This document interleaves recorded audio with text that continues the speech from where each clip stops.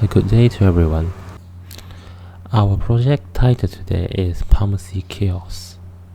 I will be representing my team, Team PLCC, on behalf to introduce our team members.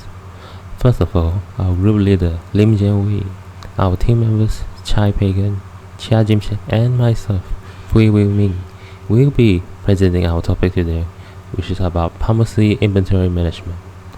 We will present our solution by designing a product with IoT implementation. Hi guys, I'm Chavigan from Team PLCC. You might often think that pharmacists only need to take care of prescribing the correct medicine to patients. But no, they also have the responsibility to maintain records for medicine inventories. Pharmacists have to keep track of inventory in order to make sure that all medicines are in stock and proper logging for any lost inventory. This keep accounts and finance in check but take quite a bit of time from their work schedule. If the job of managing inventory can be lifted from pharmacy, they could use that time to serve more patients and do other important tasks. In our project, we propose a pharmacy inventory management system that helps to automate the process of managing inventory. The working principle is pretty simple. It starts off by pharmacists or doctors prescribing medicine to the patient. The patient will receive a prescription paper containing a QR code.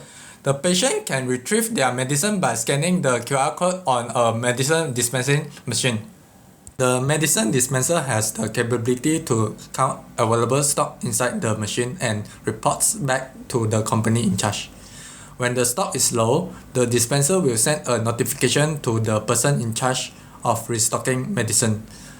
All of this result in a fully automated system for pharmaceutical companies to adopt in their inventory management system.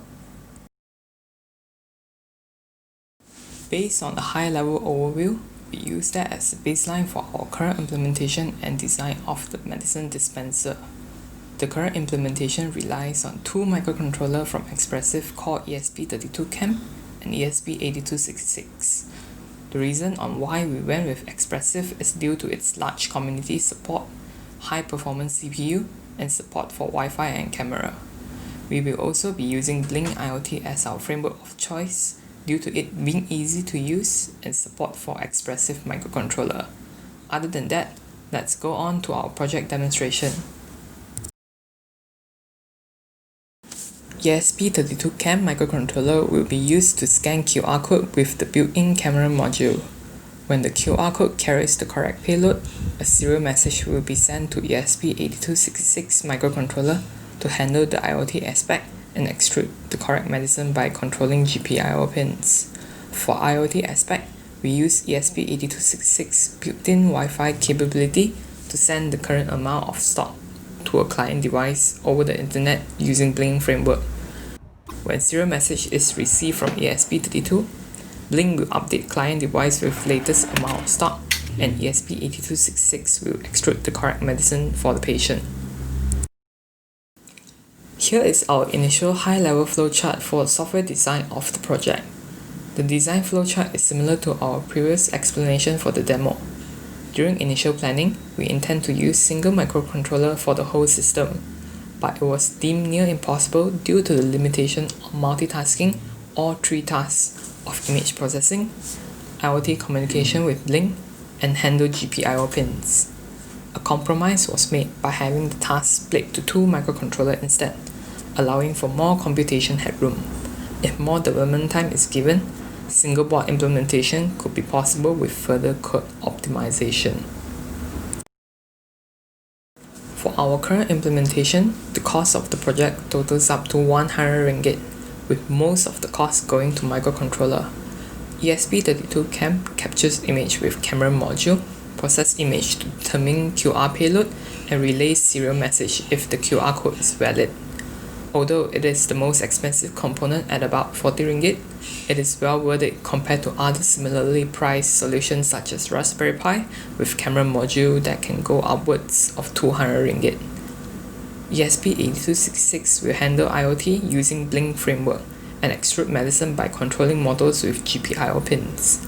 Considering that it has Wi-Fi, CPU, GPIO pins on board, 20 ringgit is a fair price to pay.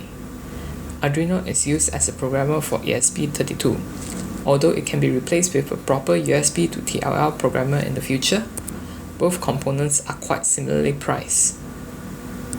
The purpose of thick metal wire is for the custom designed spiral shaped extruders. A pre-made generic extruder is too expensive for our project, hence we need to make ours from scratch. The custom design extruder will be attached to geared motor and powered by Darlington transistor and flyback diode. This simple implementation results in a cost-effective circuit design for extruder which can be controlled with GPIO pins. The jumper wires and breadboard is used to hook up the circuit together. Because of the latest pandemic issue, the MCO has imposed limitations on us. Because of limited movements, the team members were unable to have face-to-face meetings to discuss on the project model, such as deciding on the exact measurement of the model and how we approach in making the pushing mechanism of the kiosk. The MCO has also resulted in delayed delivery of parcel which contains the required parts for the product due to congestions of parcels at the post office. This has also led to the delayed commencement of the project. Moreover, we are unable to find more suitable materials as shops were closed. It led us to using cardboards as the frame of the model, which is slightly less robust than what we had thought of using. Besides, we had to improvise on the material used to replace the spring, as it may happen to stop the motor from rotating due to the handmade spring's weight. Finally, it was challenging to pass the project prototype around due to limited movement, which made linking up of everyone's work difficult. After taking consideration into the time cost analysis, we have to take into consideration that the current project design was not perfect. However, some of the few improvements that could be made towards the project could be using refurbished vending machines that can be repurposed for a dispensing medicine machine, which saves cost. As prescription paper usually is printed by doctor or pharmacist to patient, along with the integration of QR code in paper, the system can be implemented paperless too by sending QR code digitally to the patient's digital device, such as smartphone or tablet. In the project, we use Arduino as the power supply and programmer for the ESP32 cam. For improvement, we can replace it with USB to TTL converter instead of Arduino. Moreover, we could have added notification for alerting low stock to users. Thank you, and this concludes our presentation.